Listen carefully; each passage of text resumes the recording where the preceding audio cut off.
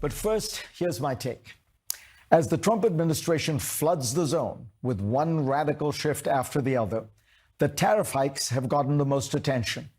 But the policy that could end up costing the United States even more in the long run is the Trump administration's assault on the universities and on research more broadly. America has led the world in science for so long that it's easy to believe that this has always been one of the country's natural strengths. In fact, in the 19th and early 20th century, America was more a follower than a leader. British industrialists often complained about American businesses stealing their technology and violating their patents. In the first years of the 20th century, the country that walked away with the most Nobel Prizes in science was Germany, with 1/3 of all the awards. Next was Britain, with almost 20%. The US took just 6% of the Nobels in science. Three powerful forces transformed the scientific landscape in the mid-20th century. The first was Hitler, who drove a generation of the best scientific minds in Europe, many of them Jewish, to seek refuge in America. Of Germany's Nobel Prizes in science won by 1932, about a quarter were won by Jews, who made up less than 1% of the German population. Many of these scientists came to America and formed the backbone of its scientific establishment. After the 1965 immigration reform, the US continued to attract the best minds in the world, many from China and India, who would come to study, then stay and build research labs and technology companies. The second force was the two world wars. By 1945, Britain, France, and most of all Germany had been utterly devastated, with millions of their citizens dead, their cities reduced to rubble, and their governments crippled with mountains of debt. The Soviet Union came out of World War II victorious, but having lost around 24 million people in the conflict. The US, by contrast, emerged in 1945 utterly dominant, economically, technologically, and militarily. The third force that propelled the US forward was the visionary decision by the American government to become a massive funder of basic science. During the 1950s, total research and development spending in the US reached nearly 2.5% of GDP, the majority of such spending on the planet. And it did so by creating an innovative model. Universities around the country, public and private, competed for government research funds. The federal government wrote the checks, but did not try to run the programs themselves. That competition and freedom created the modern American scientific establishment, the most successful in human history. All three of these forces are now being reversed. The Trump administration is at war with the country's leading universities, threatening them with hostile takeovers and withholding billions of dollars in research funding. America's crown jewels of science, the National Institutes of Health and the National Science Foundation, are being gutted. America's second advantage, towering over the rest of the world, has obviously ebbed since 1945. But it is worth pointing out in the last decade, China has become the world leader in many key measures of science. China has a larger share than America of articles published in the leading 82 scientific journals that the Nature Index tracks. In engineering and technology articles, China is also now well ahead of the United States. In patent applications, there is no longer any contest. China receives almost half of all applications in the world. And even in leading universities, China has gone from having 27 in the top 500 in 2010 to 76 in 2020 by one measure. The US has gone in the other direction, from 154 to 133. The final advantage that the United States has, and one that China could not match, is that it attracts the world's best and brightest. Between 2000 and 2014, over 1/3 of the Americans who won Nobel Prizes in science were immigrants. In 2019, almost 40% of all software developers were immigrants. And in the major cancer centers, in 2015, the percentage of immigrants ranged from around 30% in Fred Hutchinson to 62% at MD Anderson. But this is changing fast. Students are being rounded up to be deported, and graduate students and researchers from China now face the prospect of constant FBI investigations. China has created generous incentives to welcome its best and brightest back home. Many others are choosing to go elsewhere, from Europe to Canada to Australia. Last month, Nature magazine asked its readers, who are American researchers, whether they were thinking of leaving this country. Of the more than 1,600 who responded, a stunning 75% said that they were. These are the building blocks of America's extraordinary strength, created over the last 100 years, and they are now being dismantled in 100 days. Go to cnn.com/Fareed for a link to my Washington Post column this week. And let's get started.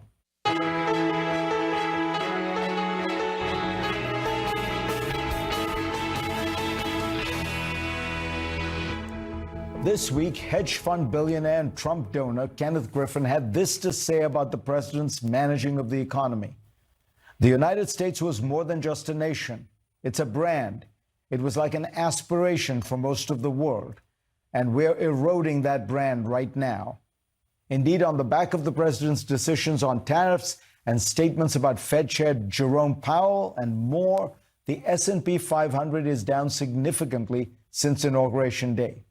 Yields on Treasury bonds are rising as the value of the dollar is falling, which suggests investors are losing confidence in American leadership, and with it, the once almighty dollar.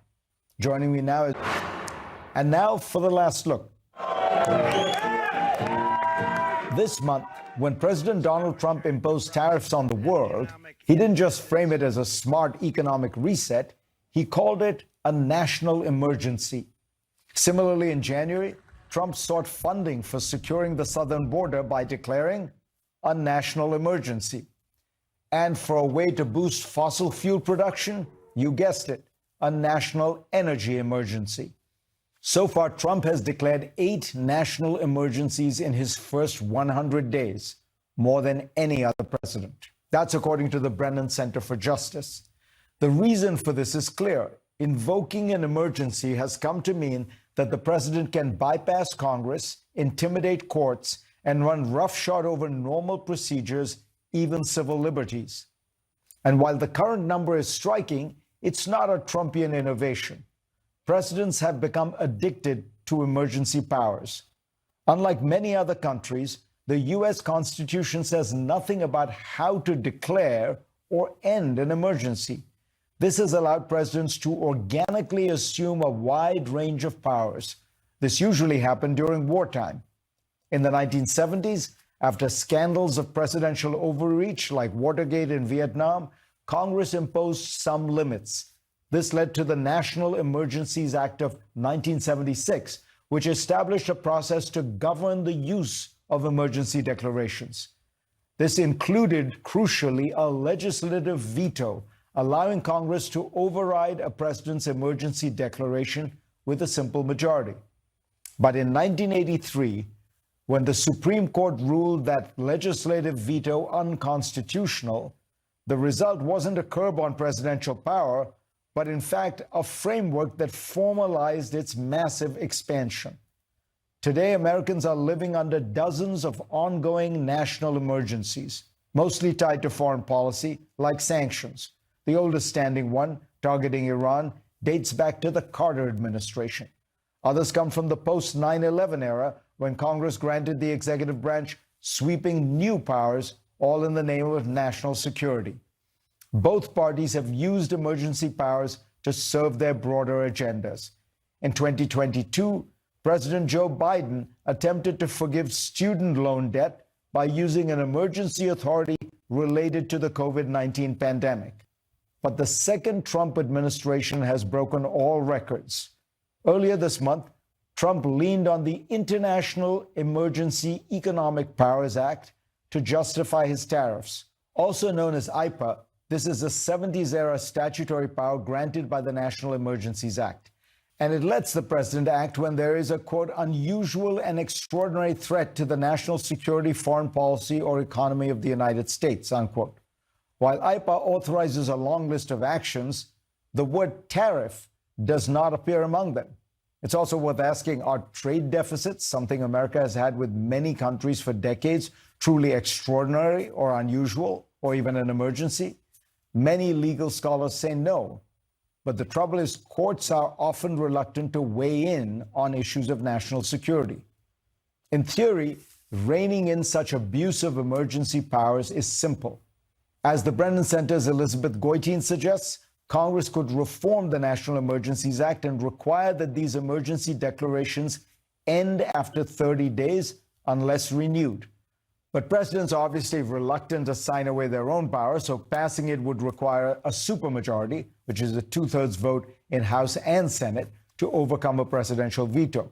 That's almost inconceivable in today's divided Washington, where one side is stacked with Trump loyalists. It's just one illustration, though, of how Congress has become little more than a feeble debating society rather than the first branch of government meant to put a constant and meaningful check on the second branch, the presidency. As Deborah Pearlstein, the director of Princeton's program in law and public policy, told GPS, these statutes were lying around like loaded weapons for a president who was not acting in good faith to use them.